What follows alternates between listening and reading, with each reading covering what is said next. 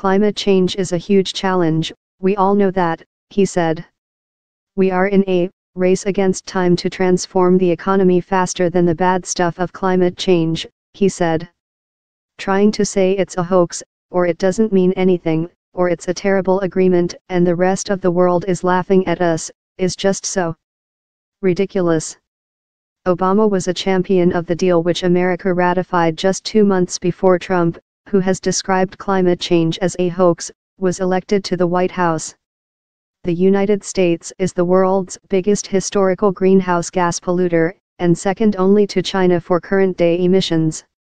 This week, Syria became the 196th country to formally adopt the Paris Agreement, leaving America as the only nation in the UN Climate Convention to reject it.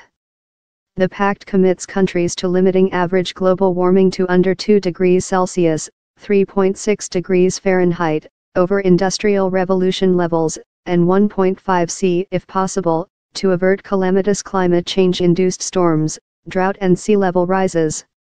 To bolster the agreement, nations submitted voluntary commitments to curb emissions.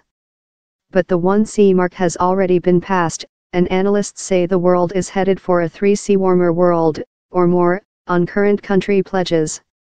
More angry than sad, while waiting to exit the deal, Washington is participating in the UN climate talks, where envoys are working out rules for putting the agreement into action.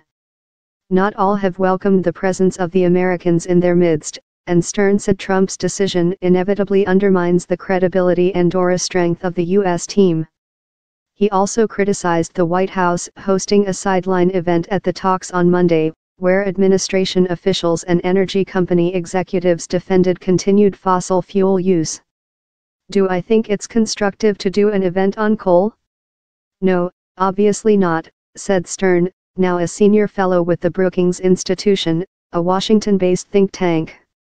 Having invested more than 7 years in negotiating the Paris Agreement, Stern said he felt more angry than sad at the way things have turned out, annoyed, frustrated.